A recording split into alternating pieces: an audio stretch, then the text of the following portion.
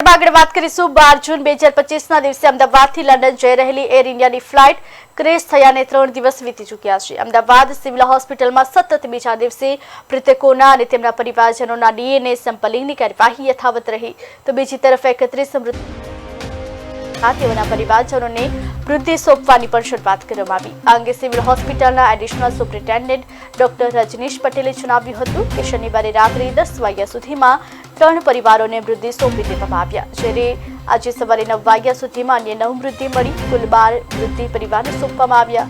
જેટલા લોકોના DNA match થયા છે તેમાંથી હજુ સુધી પૂર્વ મુખ્યમંત્રી વિજય રૂપાણીનો ડીએનએ મેચ થયો નહોતો અને રિપોર્ટ પણ આવ્યો નથી, ત્યારે હવે તેમનો પણ રિપોર્ટ આવ્યો છે અને ડીએનએ મેચ થયા છે।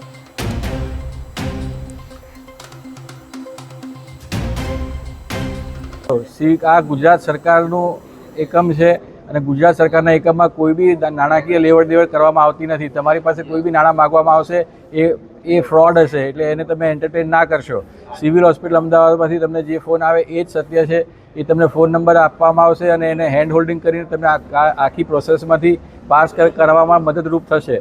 કોઈ બી ફી કે કોઈ બી જાતના નાણાંની વસૂલાત આમાં કરવામાં આવતી નથી, એટલે એ આપ પ્લીઝ બી કેર। ક્ષતિગ્રસ્ત થવાના કારણે અમે જે રિસીવ કરેલા મૃતકો હતા એમાંથી 31 મૃતકોના ડીએનએ મેચિંગ થઈ ગયેલા છે અને એમાંથી 12 મૃતકોના જે રિલેટિવ્સ છે એ એમના સ્વજનના બોડી લઈ અને વિદાય થઈ ચૂક્યા છે। એટલે ગઈકાલની કમ્પેરિઝનમાં જુઓ તો ગઈકાલે સાંજે છેલ્લા 3 હતા, અત્યાર સુધીમાં બીજા 9 લઈ ગયા છે, એમ કહીને 12 ટોટલ બોડીઝ ડિલિવર કરવામાં આવ્યા છે।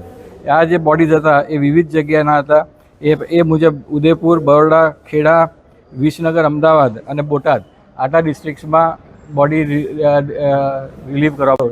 આ ગુજરાત સરકારનું એકમ છે અને ગુજરાત સરકારના એકમમાં કોઈ બી